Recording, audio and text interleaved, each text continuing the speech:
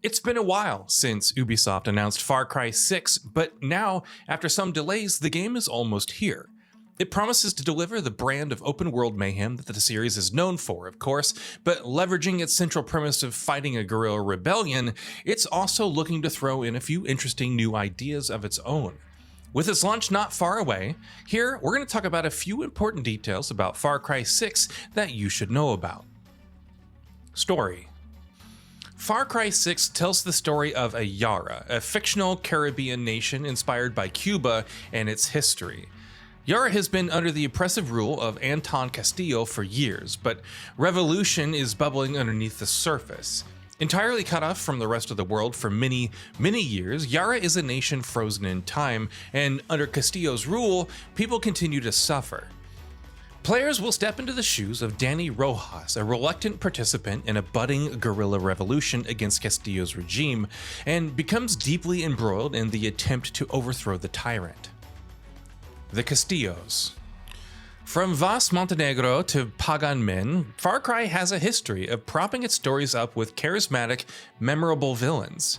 With Giancarlo Esposito of Breaking Bad, Better Call Saul, and The Mandalorian fame playing primary protagonist Anton Castillo, Far Cry 6 looks set to follow in the footsteps of its predecessors and perhaps even exceed them. In addition to Anton, though, his son Diego will also be an important part of the story.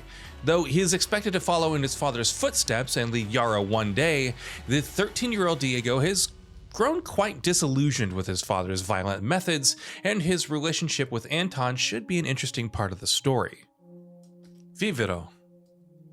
One crucial part of Anton Castillo's master plan is Vivero, which is a revolutionary new cancer treatment that Castillo plans to use as a way to increase the global influence of Yara.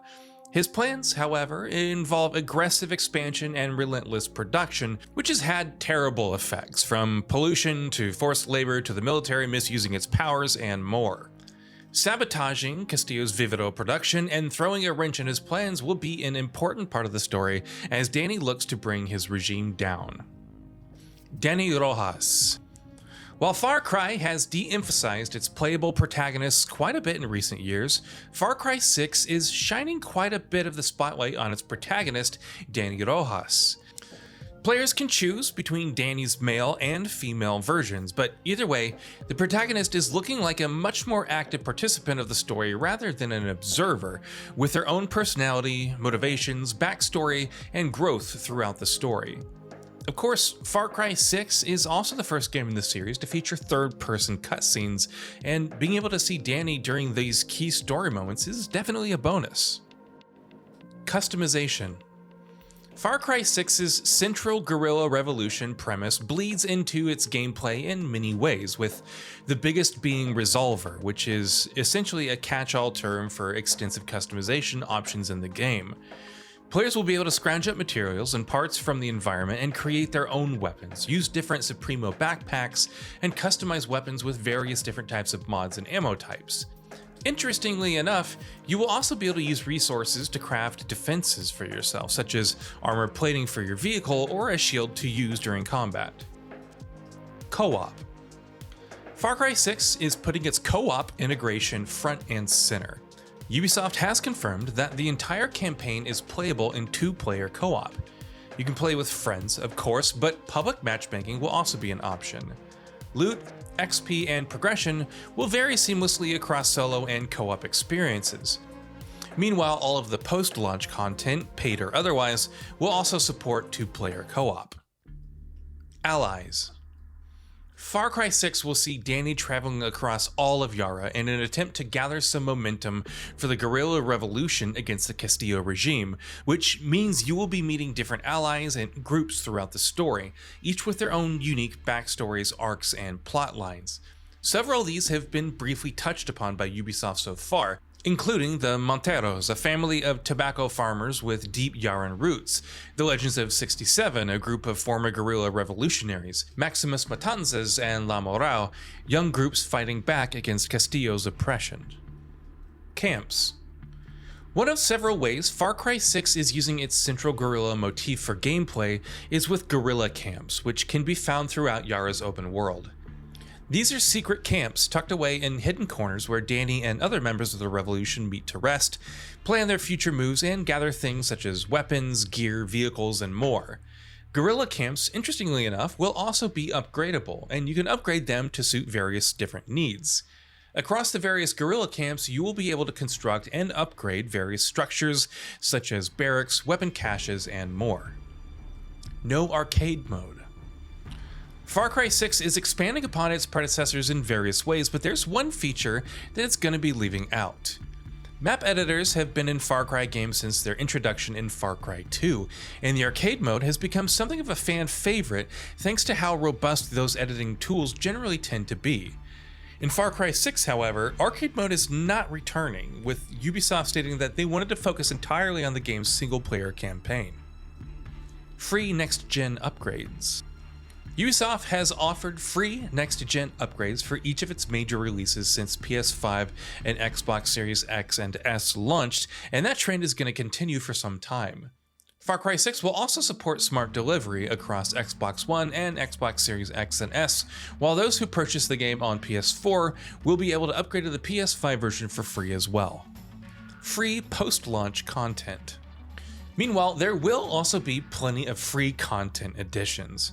For starters, there will be 3 crossover events with their own missions. The first will see protagonist Danny Rojas teaming up with actor Danny Trejo playing himself. The next 2 will be crossovers with Rambo and Stranger Things, though details on these are scant right now. The game will also have 6 special operations, which will be missions set in new areas that'll task players with stealing highly unstable chemical weapons from weapon dealers working for Anton Castillo, and then safely getting to the extraction point. 2 maps will be available at launch, with 4 more coming later. Finally, every week after Far Cry 6's launch, those who finish the campaign will also be able to track down and deal with new threats popping up all over Yara, which will reward you with new gear. PC features. If you plan on playing Far Cry 6 on a PC, you'll be glad to know that the game will offer various PC-specific features in what will hopefully be a properly optimized experience. Ubisoft has confirmed that the game's PC version will support ultra-wide resolution, feature hybrid ray tracing reflections and shadows, uncapped frame rates, fully remappable controls, high refresh rates, adaptive resolution, various accessibility options, as well as benchmarking tools. Players will also be able to toggle various other visual settings such as texture filtering, shadows, water, terrain, volumetric fog, and more. PC requirements. Exactly what kind of rig are you going to need if you do plan on playing Far Cry 6 on the PC? For low settings, 1080p at 30 frames per second, you'll need either a Ryzen 3 1200 or an i5 4460, along with either an RX 460 or a GTX 960 and about 8 gigs of RAM. For high settings, 180p at 60 frames per second, you'll need either Ryzen 5 3600X or an i7 7700, along with either an RX Vega 64 or a GTX 1080, and about 16 gigs of RAM. Now for ultra settings, we're talking 1440 at 16 frames per second, RAM requirements will be the same, but you'll also need an Intel i7 9700, along with either an RX 5700 XT or an RTX 2070 Super. PC ray tracing requirements. Far Cry 6 will also have 2 separate settings for playing the game with ray tracing enabled. One setting will see ray tracing enabled at 1440p and 60 frames per second.